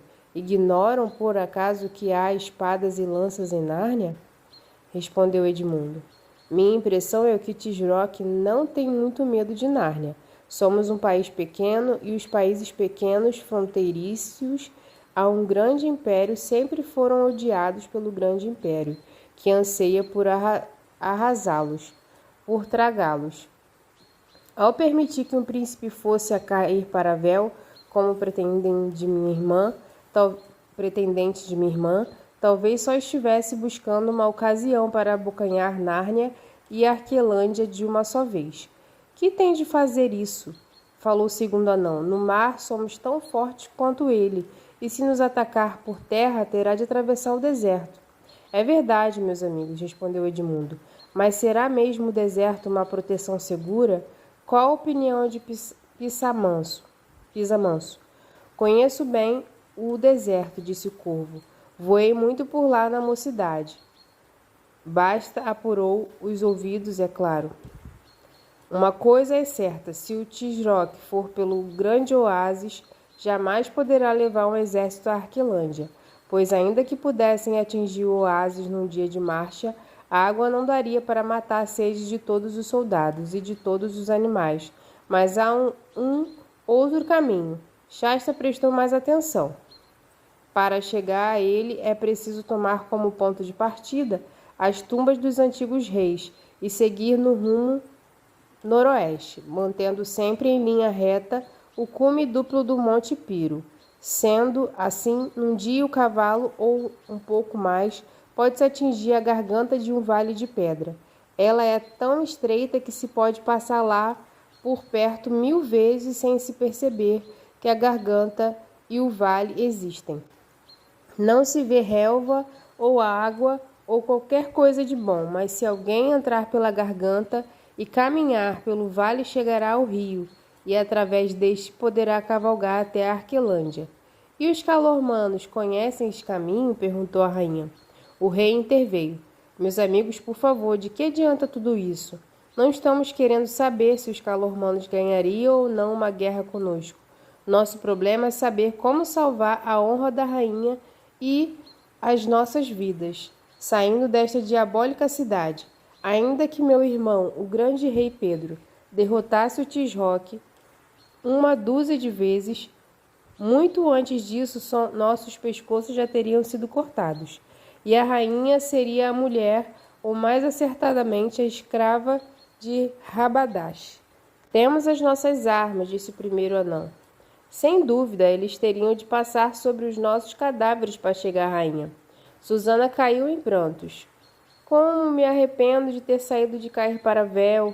Nossa felicidade acabou quando lá chegaram os embaixadores dos calormanos. As toupeiras estavam plantando um pomar para nós. Oh! Tapando o rosto com as mãos, a rainha soluçava. Coragem, Su, coragem, irmãzinha, mas que diabo é isso, mestre Túmenos? O fauno agarrava os 2 chifres com as mãos como se quisesse manter a cabeça no lugar, retorcendo-se todo como se sentisse dores. Não fale comigo agora, não fale comigo agora, estou pensando tanto que nem posso respirar. Espere um momento. Depois de um embaraçoso silêncio, o fauno deu uma boa respirada, esfregou a testa e disse: a única dificuldade é chegar ao nosso navio com um pouco de carregamento sem sermos vistos. Exatamente, disse sarcástico um dos anões. A única dificuldade que impede um mendigo de andar a cavalo é não ter o cavalo. Um momento, replicou o Sr. Túmenos, com impaciência. Só precisamos de uma coisinha, um pretexto para ir até o navio hoje e levar alguma carga para lá. Sim, resmungou o rei com hesitação. Que tal, disse o fauno, se vossas majestades convidassem o príncipe para uma grande banquete a bordo do nosso galeão, o Esplendor Hialino, amanhã à noite? O convite deve ser feito de modo que dê esperanças ao príncipe, sem ferir o honor da rainha. Excelente ideia, majestade, crocitou Pisamanso. Túmenos animado prosseguiu. Assim todos acharão natural que passemos o dia indo ao navio, organizando a festa. Alguns de nós podem ir às lojas de doces e frutas e de vinhos, como se fôssemos mesmo dar um grande banquete. E diremos aos mágicos, aos saltimbancos, às dançarinas e aos músicos que estejam todos a bordo amanhã à noite. Já estou vendo, exclamou o rei Edmundo, esfregando as mãos. Túmenos continuou. Estaremos, portanto, todos a bordo hoje, logo que cair a noite. A todo pano, bradou o rei. Nariz para o norte, gritou o primeiro anão. A caminho de Nárnia, disse o outro. Imaginem só, o príncipe acordar e ver que os passarinhos fugiram, exclamou Peridã, batendo palmas. A rainha emocionada pegou as mãos do fauno, que começaram a dançar. Oh, mestre Túmenos, meu querido, você salvou a vida de todos nós. O príncipe nos perseguirá, falou outro cavalheiro cujo nome Shasta não ouvira. Isso pouco me assusta, replicou Edmundo. Vi os navios que possuem, nem grandes nem rápidos. Até gostaria que nos seguissem. O Esplendor Hialino pode pôr a pique tudo que o príncipe mandar em nosso encalço. Se é que conseguiriam alcançar-nos, disse o corvo. Majestade, seria impossível ouvir melhor plano do que esse, mesmo que ficássemos reunidos durante uma semana. E agora, como dizemos nós, as aves primeiro, os ninhos, depois os ovos. Quer dizer, vamos comer e depois tratar dos nossos interesses. As portas foram abertas e com os nobres e as criaturas postados de cada lado, o rei e a rainha saíram. Shasta matutava no que faria, quando o senhor Túmenos lhe disse: Fique aí deitado, Alteza, que lhe trarei um banquetezinho em alguns instantes. Não precisa se incomodar até a hora do embarque. Jogando a cabeça de novo contra as almofadas, Shasta ficou pensando na encrenca em que se metera. Jamais lhe ocorria contar para os narnianos a verdade toda e pedir auxílio. Tendo sido criado por um homem duro, enraizara-se no hábito de nunca dizer nada espontaneamente para as pessoas adultas. Achava que estas sempre atrapalhavam o que estava desejando. E pensava que mesmo que o rei de Nárnia tratasse bem os cavalos, por serem cavalos falantes de Nárnia, teria ódio de Aravis, que era uma calormana. Poderia vendê-la como escrava ou enviá-la de volta aos pais. Quanto a ele, jamais teria agora coragem de confessar-lhes a verdade. Ouvi todos os planos. Se soubessem que não sou um deles, não me deixariam sair vivo desta casa. Teriam medo da minha traição. É claro que me matariam, e é o que vai acontecer se o verdadeiro Corim reaparecer. Shasta ignorava como as pessoas nobres e livres procedem. Que vou fazer? E percebeu que o homenzinho bode vinha de volta. O fauno entrou, meio dançando, com uma bandeja quase do tamanho dele. Depositou-a numa mesinha ao lado do divã, sentando-se no chão atapetado com as pernas de bode cruzadas. Agora coma direitinho, será a sua última refeição em Tashbaan. Era uma boa comida à maneira calormana. Não sei se você teria ou não gostado, mas Shasta gostou. Havia lagosta, salada, uma ave chamada narceja, toda recheada de amêndoas e trufas, e um prato muito complicado feito de fígado de galinha, arroz, passas, nozes, além de melão cru, frutas silvestres e tudo de bom que se pode fazer com gelo. E havia até um pouquinho do vinho que se chama branco, apesar de ser de fato amarelado. O fauno gentil, pensando que Shasta ainda sentia os efeitos da insolação, passou a falar sobre as aventuras que os esperavam nas terras do norte, sobre o seu velho pai, o rei Luna de Arquelândia, que morava num pequeno castelo sobre as colinas do sul. Você sabe que lhe prometeram a primeira armadura e o primeiro cavalo de guerra para o seu próximo aniversário. Terá de aprender a lutar em torneio e manejar a lança. Se saísse bem, em pouco tempo terá feito cavaleiro de armas em Cair-Paravel, conforme prometeu a seu pai, o próprio rei Pedro. Antes disso, é pensar nas idas e vindas entre Nárnia e Arquelândia, passando pelas grimpas das cordilheiras. Não vai esquecer que prometeu passar comigo toda a semana do festival de verão, com fogueiras e faunos e dríades dançando até nascer o sol, lá no meio da floresta, e quem sabe a gente possa ver o próprio Aslan. Terminada a refeição, o fauno recomendou a Shasta que ficasse quietinho. Uma soneca lhe fará bem. Virei buscá-lo com tempo de sobra para embarcar. E aí, Nárnia, Norte? Shasta gostou tanto do jantar e das delícias contadas por Túmenos que, ao ficar sozinho, seus pensamentos já não eram bem os mesmos. Sua grande esperança agora era que o príncipe Corim chegasse tarde demais, que ele assim fosse de navio para Nárnia. Sinto dizer que ele não pensava no que poderia acontecer ao verdadeiro Corim perdido em Tashbaan. Só estava um pouquinho preocupado com Aravis e Bri esperando-o nas tumbas. Mas que posso fazer? Já que Aravis pensa que está muito acima de mim, pode muito bem ir sozinha. E achou que, afinal de contas, era muito melhor ir até Nárnia de navio do que capengando pelo deserto. Então aconteceu o inevitável.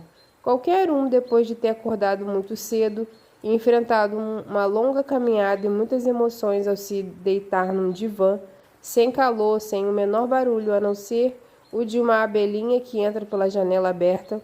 Qualquer um nessas condições só pode fazer uma coisa: dormir. Shasta acordou com um grande tinido, saltou do divã de olhos arregalados. Viu logo pela luz diferente da sala que dormira durante muito tempo. Viu também de onde viera o tinido. Um rico vaso de porcelana que antes estava no peitoril da janela jazia no chão partido em 30 pedaços, mas não chegou a reparar nisso por mais de um instante. Reparou mesmo foi nas mãos que se agarravam com força à janela pelo lado de fora. Por fim, a janela emoldurou uma cabeça. Um momento depois, um menino da idade de Shasta sentava-se no parapeito, já com uma perna para dentro do quarto. Shasta jamais tinha visto o próprio rosto em um espelho. Mesmo que o tivesse visto, não poderia ter imaginado que, em condições normais, o outro menino era quase igualzinho a ele. Naquele instante, porém, o menino não se parecia especialmente com ninguém, pois tinha uma mancha preta de dar medo em torno de um olho. Faltava-lhe um dente e suas roupas, que deviam ter sido uma beleza quando foram vestidas, estavam esfrangalhadas e imundas, sem falar no sangue e na lama sobre os faces do garoto, que apenas murmurou: "Quem é você? Será você o príncipe Corim?" "É claro, quero saber quem é você." "Ninguém em especial. O rei Edmundo me pegou na rua pensando que eu fosse você. Devemos ser parecidos, acho. Dá para sair por onde você entrou?" "Dá, se você for bom de muro. Por que tanta pressa? Quem sabe a gente pode fazer uma boa brincadeira com a confusão deles." "Não, não dá. Melhor a gente trocar de lugar imediatamente. Seria de doer se o Sr. Túmeno nos encontrasse aqui. Fingi que era você. Esta noite partirão daqui em segredo. Onde você andou durante esse tempo todo?" Um garoto da rua fez uma piada de mau gosto sobre a rainha Susana. Meti-lhe o braço. Saiu berrando e o irmão dele veio. Meti o braço no irmão. Aí saiu um bando correndo atrás de mim até que apareceram 3 guardas de lanças. Briguei com os guardas e aí eles me meteram o braço. Já estava anoitecendo. Um guarda me agarrou. Ia me prender num lugar qualquer. Perguntei se eles não queriam tomar uma jarra de vinho. Fomos para uma taverna. Sentaram e beberam até dormir. Saí de fininho e aí encontrei o primeiro garoto, o que começou toda a confusão, ainda querendo briga.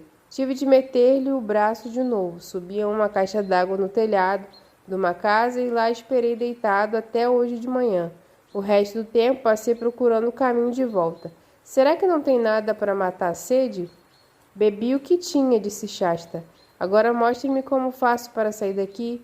Melhor você deitar no divã fingindo. Ora bolas, não vai adiantar nada com esse olho preto e esses machucados.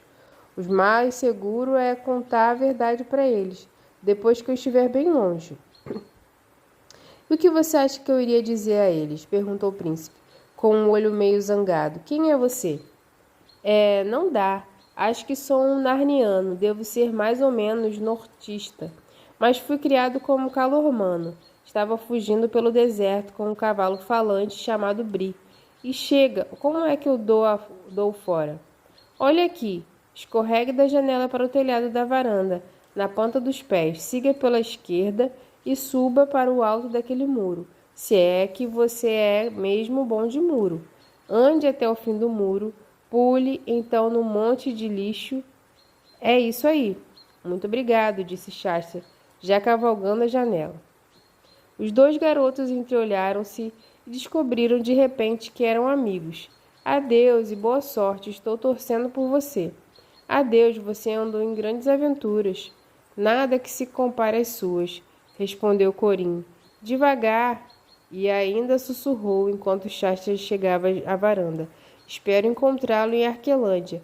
Procure o rei Luna, meu pai, e diga que você é meu amigo. Cuidado, venha alguém aí. Capítulo 6. Shasta nas tumbas. Shasta correu ligeiro pelo telhado na ponta dos pés. Estava descalço e seus pés queimavam. Em alguns segundos chegou ao muro, escalou-o e andou até o fim dele. Olhou para baixo e viu, uma ruazinha estreita e mal cheirosa. Lá havia de fato um monte de lixo, exatamente conforme Corinha havia dito. Antes de pular no monte de lixo, Shasta deu uma olhada ao redor. Pela aparência, devia estar no alto da ilha colina de Tashbaan. À sua frente era um declive depois do outro, telhados abaixo de telhados, descendo na direção das torres e construções no muro norte da cidade. Além, o rio e além do rio, uma costa cheia de jardins. Mais adiante, estendia-se algo desconhecido, uma coisa cinza, amarelada, plana como o mar calmo, prolongando-se por quilômetros. Ao longo erguiam-se enormes coisas azuladas, maciças, mas de recortes denteados, algumas com topos brancos. O deserto, as montanhas, disse Shasta consigo mesmo. Pulou no monte de lixo e começou a correr pela colina, chegando a uma rua mais larga. Ninguém se dava ao trabalho de olhar para um menino esfarrapado e de pés descalços. Mas continuou aflito até dobrar uma esquina e dar com o portão da cidade. Empurrado pela multidão, que também saía e chegou à ponte, onde o povo caminhava num silêncio surdo, como se estivesse em fila. Com a água correndo dos dois lados, aquilo era uma delícia depois do odor e do calor de Tashbaan. Ao chegar ao fim da ponte, a multidão se desfazia para a esquerda e para a direita das margens do rio. O menino seguiu em frente por uma estrada pouco percorrida, ladeada de jardins, mas alguns passos e achou-se só. Chegando daí a pouco no alto da elevação, parou e olhou. Era como se tivesse chegado ao fim do mundo. Ali começava uma grossa camada de areia, ainda mais áspera do que a da praia. As montanhas, parecendo mais distantes do que antes, assomavam à frente. Para seu alívio, depois de 5 minutos de marcha, viu à esquerda as tumbas como Bri as descrevera. Grandes blocos de pedra com o formato de gigantescas colmeias alongadas. O sol se punha atrás delas, de frente para o sol, que o impedia de ver qualquer coisa. Shasta, mesmo assim, seguia de olhos fixos, buscando um indício dos amigos. Devem estar atrás do túmulo mais distante, e não do lado de cá para não serem vistos da cidade. Eram cerca de 12 túmulos, cada um com uma entrada arqueada, dando para as trevas. Não havia nenhuma ordem na sua distribuição, e assim levava tempo para se dar a volta em todos. Foi o que Shasta teve de fazer, não encontrou ninguém. Havia um grande silêncio ali nas portas do deserto, e o sol desapareceu. De repente, de trás do menino, chegou um ruído assustador. Shasta teve de morder a língua para não dar um berro. Percebeu do que se tratava. Eram as trombetas de Tashbaan comandando o fechamento dos portões. Não banque o covarde, falou Shasta para si mesmo. É o mesmo barulho que ouvi hoje de manhã. Mas não era o mesmo, era um barulho ouvido de manhã. Entre amigos é uma coisa, e um barulho ouvido sozinho à noite é outra. Agora que os portões se fechavam, os amigos não poderiam mais encontrar-se com ele. Ou ficaram presos em Tashbaan, ou partiram sem mim. Deve ter sido ideia de Aravis. Bri não faria isso nunca. Será que faria? Mais uma vez, Shasta estava errado a respeito de Aravis. Esta podia ser orgulhosa e bastante áspera, mas era de uma lealdade de ferro, e jamais teria abandonado um companheiro, gostasse dele ou não. Agora que tinha de passar a noite sozinho, à medida que ia escurecendo, gostava ainda menos do lugar. Algo muito inquietante pairava sobre aquelas silenciosas formas de pedra. Já conseguira de si mesmo o máximo para não pensar em morcegos, mas não aguentava mais. Ai, ai, socorro! Berrou de repente ao sentir que algo tocava na sua perna. Não condeno ninguém por berrar nas mesmas circunstâncias. Shasta estava tão amedrontado que nem podia correr. Qualquer coisa, aliás, seria melhor do que ser caçado pelo cemitério dos antigos reis, por algo que ele nem tinha coragem de olhar. Fez então o que de mais sensato poderia fazer. Deu uma espiada e quase explodiu de tanto alívio. Era um gato. A noite já estava muito escura para ter uma ideia completa daquele gato. Viu só que era um gatão muito solene, estava ali como se tivesse passado anos entre os túmulos sozinho. Seus olhos pareciam encerrar grandes segredos. Bichano, bichano, não vai me dizer que você também é um gato falante. O gato olhou para ele com dureza e começou a caminhar, seguido por Shasta. Naturalmente, andaram para os lados do deserto. Depois o gato sentou-se com o rabo enrolado, virado para o deserto, para Nárnia, para o norte, como se espreitasse um inimigo. Shasta estendeu-se ao lado, dando as costas para o gato e de olho nos túmulos, pois quando se está com medo, o melhor é olhar para o perigo e ter por trás algo firme em que se possa confiar. Você não teria achado a areia confortável, mas Shasta estava mais do que acostumado a dormir no chão. Não custou a pegar no sono, embora até em sonhos continuasse querendo saber o que teria acontecido a Bri, Aravis e Uin. Foi despertado por um ruído diferente de tudo que já ouvira. Deve ter sido um pesadelo, pensou. Percebeu que o gato infelizmente desaparecera. Continuou, entretanto, quieto, sem abrir os olhos, pois o medo seria ainda maior se avistasse e sentisse em torno a solidão. O ruído chegou de novo, áspero e penetrante, vindo do deserto. Desta vez abriu os olhos e sentou-se. A lua brilhava. Os túmulos que pareciam mais vastos e mais próximos avultavam cinzentos ao luar. Parecia mesmo horrendos, como pessoas enormes vestidas de pardo, com os rostos encobertos. Não eram companhias nada simpáticas numa noite de solidão. Mesmo não gostando muito, Shasta virou as costas para eles e olhou na direção do areiai. Mais uma vez ouviu o ruído. Chega de leões, pensou, mas não parecia com o rugido dos leões, que ouvira naquela outra noite. De fato era um chacal. É claro que Shasta não podia saber se tratava de um chacal, e não ficaria contente se soubesse. Os uivos aumentavam. Deve ser um bando, seja lá o que for. Está cada vez mais perto. Se fosse um rapaz bem ajuizado, teria voltado para perto do rio, onde estavam as casas, tornando mais improvável a aproximação de feras. Mas teria de passar pelos túmulos, onde se encontravam, ele pensava, os morcegos vampiros. Pode parecer idiotice, mas preferiu correr o risco das feras. À medida, porém, que os uivos se aproximavam, mudou de ideia. Estava para sair em disparado quando um enorme animal surgiu na sua frente. Com a luz da lua nos olhos de Shasta, o bicho parecia muito escuro, mostrando apenas ter 4 pernas e uma cabeça peluda.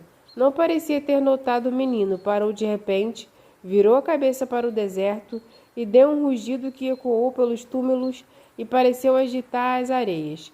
Os uivos das outras criaturas pararam imediatamente, e Shasta pensou ouvir pés a fugir atropeladamente. Então a grande fera virou-se para ele. É um leão, sei que é um leão, ele pensava. Estou perdido, deve doer muito. Antes já tivesse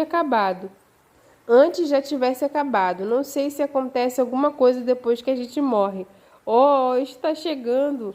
Fechou os olhos e cerrou os dentes. Não sentiu dentes nem garras, apenas uma coisa cálida pousada a seus pés. Ao abrir os olhos, pensou: ora, não é tão grande assim. É a metade, menos da metade. Menos da metade da metade.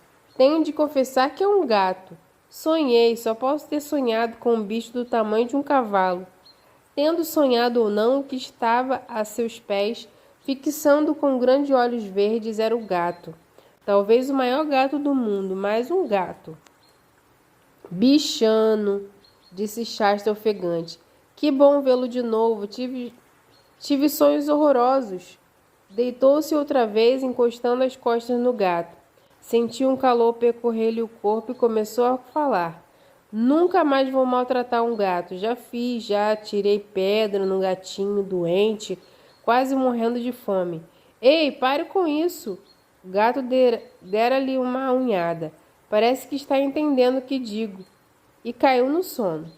Ao acordar de manhã, o gato sumira. A areia já estava quente. Com uma sede horrível, Shasta sentou-se e esfregou os olhos. O deserto reluzia em silêncio, embora se ouvisse um murmúrio de vozes da cidade. Olhando para as montanhas distantes, recortadas com nitidez, notou uma elevação que no alto dividia-se em 2 cumes. Concluiu que era o Monte Piro. É a nossa direção, a julgar pelo que disse o corvo. Vamos adiantar o trabalho. Com o pé fez um sulco em linha reta, apontando exatamente para o Monte Piro. Agora era arranjar alguma coisa para comer e matar a sede. Andou ligeiro até as tumbas, que pareciam agora túmulos comuns, incapazes de assustar alguém, indo até uma terra cultivada perto do rio. Algumas pessoas andavam por ali, mas não muitas, pois as multidões já haviam passado. Não foi muito difícil fazer com que o que Bri chamava de incursão. Pulou um muro de pomar, e o resultado foram 3 laranjas, um melão, 2 figos e uma romã. No rio, mas não muito perto da ponte, matou a sede. A água estava tão gostosa que ele tirou a roupa e deu um mergulho. Aprendera a nadar logo depois de aprender a andar. Estendeu-se na relva, olhando para o esplendor e a glória de Tashbaã, achando que os outros poderiam ter chegado aos túmulos enquanto nadava. Vestiu-se as carreiras e tão depressa percorreu a distância que o bem-estar do banho passou e sentiu sede novamente. Quando se esperava sozinho, o dia parece ter 100 horas.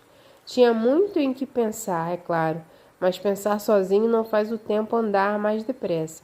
Pensou principalmente nos narnianos e em Corim, que teria acontecido ao descobrirem que o menino deitado no divã, ouvindo todos os planos, não era Corim coisa nenhuma, e não gostava da ideia de que aquela boa gente pensasse que ele fosse um traidor.